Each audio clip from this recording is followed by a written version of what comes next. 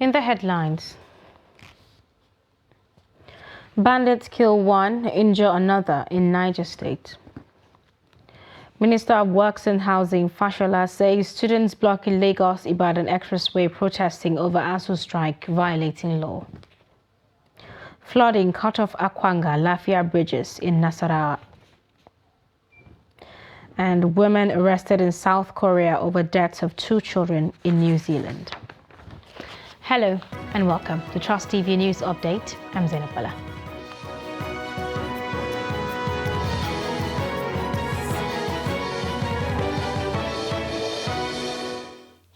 Hello and welcome. At least one person has been killed while another was reportedly shot by bandits at Ebo community in Lapai local government area of Niger State. Reports say the bandits arrived the community at about 10:45 p.m. and went straight to the vigilante office where they killed one of the vigilantes and shot another on the leg. The leader of the vigilantes, Yusuf, said that the one was shot on the leg has been rushed to Gulu General Hospital for medical attention, while his men were on the trail of the bandits who ran into the forest after the attack. The Niger State Police Command is yet to release a statement on the incident. The chairman of Police Service Commission, Musliu Smith, has resigned his position. It was gathered that the board of the commission asked Smith to resign. Confirming the resignation, spokesman for the commission, Ikechukwu Ani, said Smith, the former Inspector General of Police, is expected to hand over to retired Justice Clara Ogumbi, representing the judiciary at the commission. The commission and the Office of the Inspector General of Police had been at loggerheads over which body has the right to conduct the recruitment into the force. The PSC had advertised recruitment for constables and urged interested applicants to visit its website to apply, but the police, in a statement, urged members of the public to discard the notice, insisting that the recruitment process is the sole responsibility of the police. Now, the Minister of Works and Housing, Babatunde Fashola, has said the blockage of a section of the ever-busy Lagos-Ibadan Expressway by protesting students is a violation of the Constitution, which equally guarantees right to public protests. He said this Wednesday while fielding questions from State House reporters after the Federal Executive Council meeting presided over by President Muhammadu Buhari at the Presidential Villa. The protest on 7-month strike of the Academic Staff Union of Universities, ASU, by some members of the National Association of Nigerian Students after the Shagamu interchange section of the expressway towards Lagos on Tuesday had caused a gridlock that affected motorists and passengers.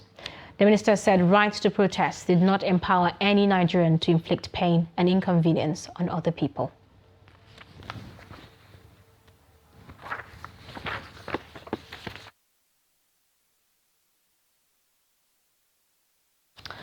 It has been 7 months since ASU began industrial action, which has crippled the already fragile education sector. The prolonged industrial action, however, had frustrated both parties involved. Neil Sampson reports that due to the failed negotiations, federal government has taken ASU to an industrial court to find resolution. Pleas have been made by parents, students, and stakeholders in both the private and public sectors on the ongoing industrial action, but seem to have failed on FS as both parties are adamant. And with the recent development of dragging ASU to court by the federal government, it appears solution to these pending issues could be far-fetched, which can lead to more decay on the education sector. These and other reasons prompted a non-state actor, the AYGF, to organize a press conference urging both parties to come to a common ground so that the industrial action can come to an end. The Director General of the organization made this plea in a statement. He highlighted the negative effect of the strike on the students, parents, and the country at large. He said this will put a heavy burden on the already fragile education sector. We owe the country the responsibility, the stakeholders the responsibility to be able to contribute to the process of resolving the ongoing ASU strike in the country. The strike is not helping. Is not going to get our students the desired educational access. And so to that extent, it becomes equivalent and instructive for all the warring parties to come back to the negotiation table. Our students, our young people today are stranded. Some of them are already traumatized. Some of them are passing through a lot of emotional and psychosocial, issues already because they have been left at home for so long, and they're already exposed. They're already vulnerable to all, challenges and social and even insecurity. The whole world is not going to wait for us because ASUU in Nigeria is on strike. And Nigeria shouldn't be left behind in terms of development milestones, particularly in the education sector. It is paramount for both parties to come to an amicable agreement before it is too late for the students. Noel Samson, Trust TV News, Abuja. Absence of the counsel for Rivers State Governor Nyesom Wike and another in a suit challenging the legality of emergence of former Vice President Atiku Abubakar as the presidential candidate of the People's Democratic Party, PDP, stalled hearing on the matter at the Federal High Court in Abuja on Wednesday. Winfred Okoye had appeared at the last adjourned date on behalf of Governor Wike and Michael Akamon as plaintiffs in the suit, asking the court to declare as null and void the process that produced Atiku Abubakar at the party's national convention. Trust TV's Shafiu Suleiman reports. PDP, INEC, Atiku Abubakar and Sokoto State Governor Aminu Tambuwal are joined as defendants in the matter. The plaintiffs are asking the court, amongst other applications, to declare as illegal the transfer of votes of Sokoto State Governor Aminu Tambuwal to Atiku Abubakar at the party's presidential primary early this year. At the resumed hearing Wednesday, the first plaintiff, Michael Akamon, told Justice Ahmed Mohammed that his counsel took ill and will require time to appear on the matter. As the national legal advisor of the party, His Excellency actually discussed, and he told me that he never briefed anybody to file a matter on his behalf. And I believe him. I believe him. But up to now, if a lawyer is still coming to court, that means the lawyer is here to receive an instruction to withdraw the matter. And if a lawyer comes to court, file an action without instruction, Governor Wike is a lawyer. He knows what to do. Though the defense counsels do not object the request, they drew the attention of the court to the need for a speedy dispensation of the case, which is a pre-election matter due to its peculiar timeline. The presiding judge, however, adjourned the matter to the 7th of October for hearing as he wished the plaintiff's counsel speedy recovery. Shafiu Suleiman, Trust TV News, Abuja. The All Progressive Congress, APC in Rivers State, says the immediate past Minister of Transportation, Rotimi Amaechi, attracted no fewer than 18 federal government projects and programs to the state while serving as minister. The party in the state faulted claims by Governor Nyesom Wike for labeling his predecessor and former Minister of Transportation, Rotimi Amaechi, a total failure for a perceived inability to attract development to Rivers in over 7 years as a minister. The report. Addressing journalists in Port Harcourt, APC Acting State Publicity Secretary Darlington Nwauju said the party leadership will not fold its hands and allow the governor to denigrate their leader with distorted facts. He insisted that the former minister attracted both human capital development and infrastructural projects to the state. The expansion that took place in the Afam plant station, it was not magic. Someone influenced it. To the rehabilitation of sections 1 to 2 of the Enugu-Port Harcourt Expressway. Please move on. The construction of the 120 billion naira Port of Bonny Road in Rivers State. The Rivers State today can boast of a new airport terminal. It did not, of course, fall from the sky. We had the groundbreaking that was done in 2021 of the reconstruction of Port Harcourt to Maiduguri rail line.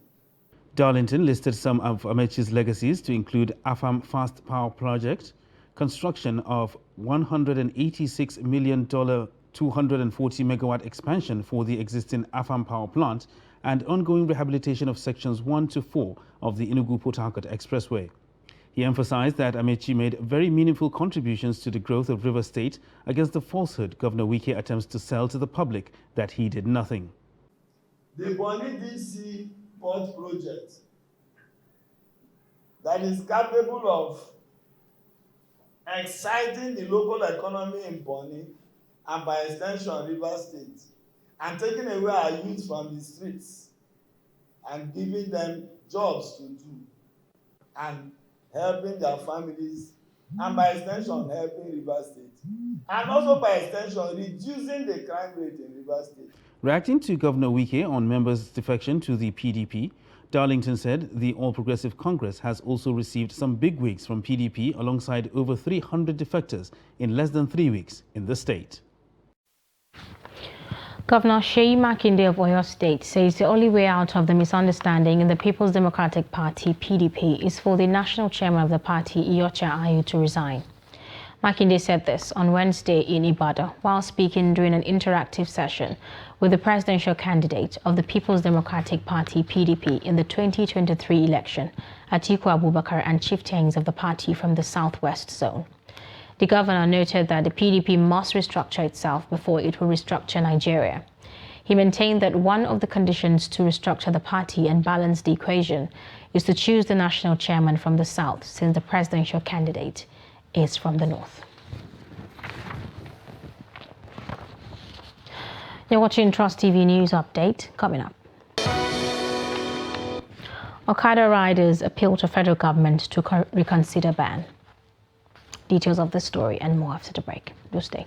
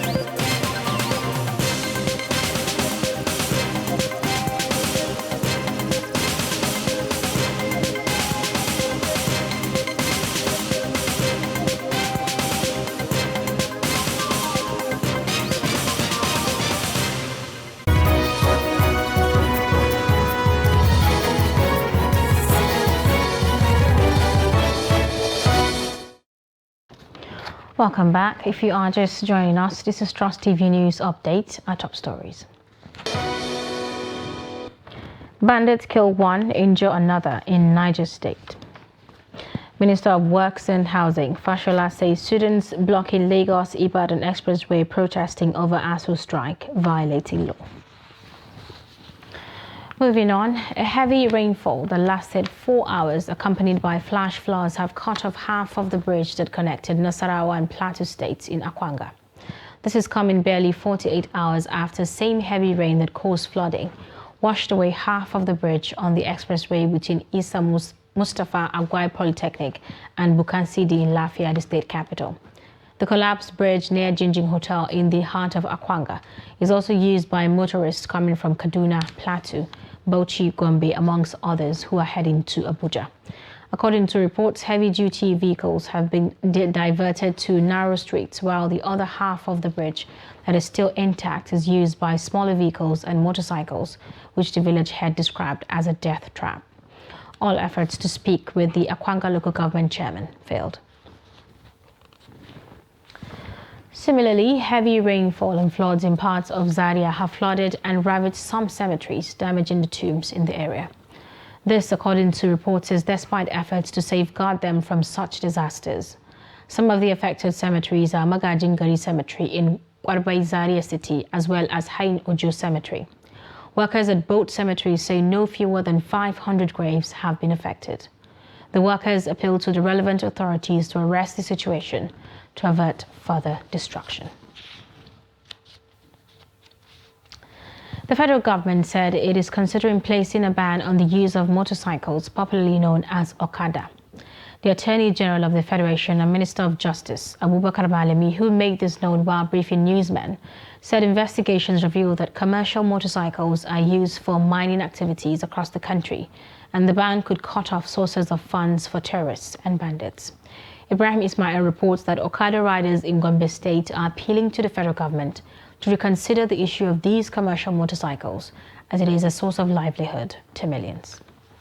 According to the National Motorcycle and Tricycle Riders Association, as at 2014, Nigeria has 8 million registered commercial motorcycles across the country, thus providing a source of livelihood to millions of Nigerians. Terrorists like the bandits in the northwest and the Boko Haram in the northeast are known for using motorcycles to perpetrate their criminal activities. Concerned about the prevailing security challenges, the federal government said it is weighing options of proscribing Okada to address insecurity. However, some Okada riders in Gombe State are worried that banning Okada will pose devastating consequences. We will be in hardship if Okada is banned.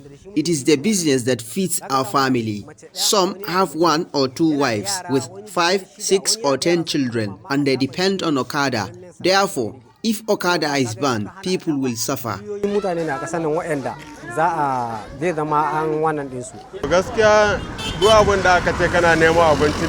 You won't be happy if they stop you from doing your job.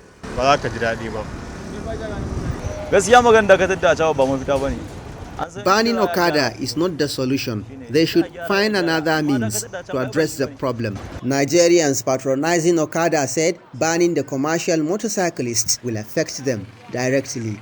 Per day, like this time, I enter Achaba like 5 times, 4 times. Now, you see me now, Pro Achaba, I come from out now. So if I say no Achaba, guess how Allah go do? Even me, I go suffer. Because the way I want to go buy the something, I no go fit wait motor. Then na machine I go fit carry and go. I go fit go buy something, can't do the work. Criminologist from Gombe State University, Dr. Adamu Ahmad said banning Okada will compound the security challenges bedeviling the country. He urged the federal government to come up with a proactive and sustainable solution. There are areas or states that ban the use of motorbike. To what extent that particular ban affects the security activities in that particular areas? To what extent do we see reduction in the criminal violations as a result of ban of motorbike? What I'm trying to say is that we can ban motorbike and responsible citizens will stop using it. Those who are using it as a source of livelihood can stop using it. But those that we think we are banning the motorbike because of them, they can continue to use it and nothing will happen. Apart from job creation, commercial motorcycle allows for easy movements across Nigerian cities and facilitate transport to remote areas that cannot be accessed by cars. From Gombe, Ibrahim Ismail reporting for Trust TV. Motorists and residents in Port Harcourt have appealed to government at all levels and relevant authorities to find out the root cause of continuous rise in price and scarcity of petroleum products in rivers. They made the call as residents buy fuel at 250 naira per litre. Some residents who were on queue to purchase petroleum product at the NNPC in Port Harcourt town complained that they have stayed so long without any hope of getting the fuel, while some who could not bear the queue are patronizing the black market where prices are exorbitant. They urged the government to, as a matter of urgency, intervene as all economic activities are beginning to be halted due to fuel scarcity. They called on the government to also resolve the pending issues between security operatives on highways and petroleum tanker drivers who were said to have parked their vehicles by the roadside along Aba Road for over a week now. The tanker drivers complain of how the security operatives have been allegedly extorting money from them. It's 5:30 in the morning. We are on this queue trying to get fuel. Before yesterday, I bought it at the rate of 200 naira at Oliozu.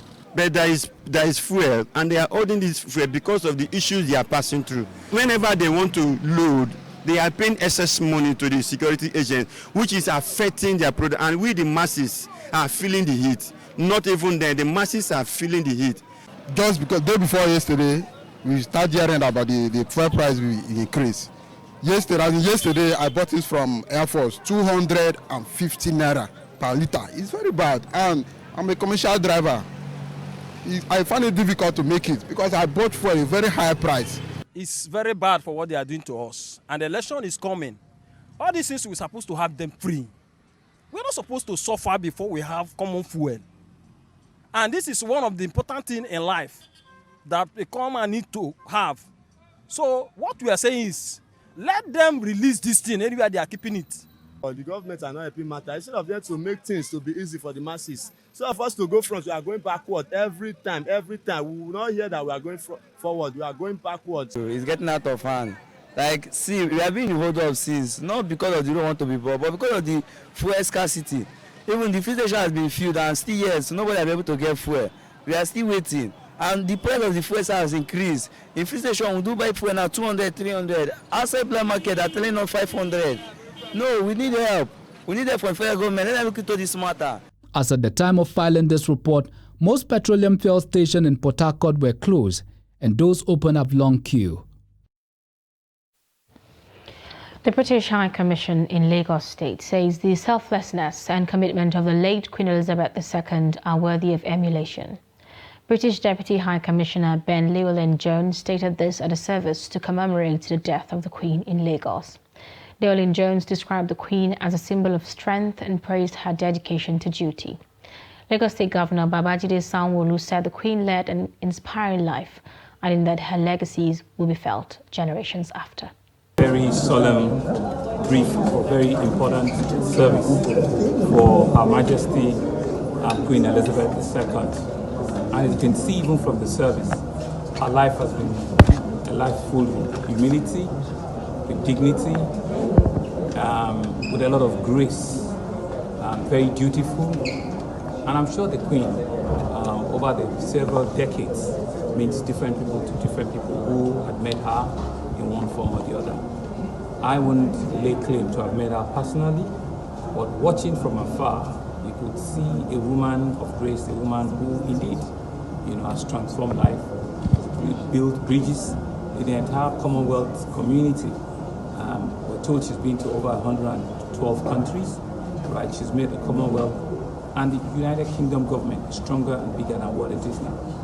Having handed over governments to over 15 prime ministers. But I think all of our credentials will be difficult. It will be difficult for previous and future kings and queens to beat. And so we want to wish King Charles III all the very best as he enters and steps into very, very, very big shoes of his death. Others at this service were diplomats, captains of industries, and clerics. A 1-minute silence was observed in honor of the departed monarch. And on the foreign scene, police in South Korea have arrested a woman believed to be the mother of 2 children whose bodies were found in abandoned suitcases in New Zealand last month. The National Police Agency said the Korean-born New Zealander, who was being charged with murder, was taken into custody in the southeastern city of Ulsan on Thursday after global agency Interpol issued a red notice. The woman is suspected of fleeing to South Korea in 2018 after killing her then 7-year-old and 10-year-old children in Auckland, authorities said. New Zealand police launched a homicide inquiry in Auckland last month after the remains of the children were found by a family member going through the contents of a storage locker they had purchased. And in sports, ahead of the second leg of the CAF Confederation Cup, the advanced team of Asfar of Morocco has arrived in Ikene, Ogun State. The advanced team touched down in Ikene on Wednesday. The Moroccan side will hope to secure a favorable result against Nigeria's representative Remo Stars after they failed to win at home in the first leg. The Sky Blue Boys proved bookmakers wrong by securing a 1-1 draw in Rabat. The second leg game is slated for Remo Star Stadium on Sunday, with both teams requiring an outcry victory to progress to the next round of the qualifier. And that's it on News Updates. Don't forget to follow us across all our social media platforms. I'm Zainab Bala. Thank you for watching.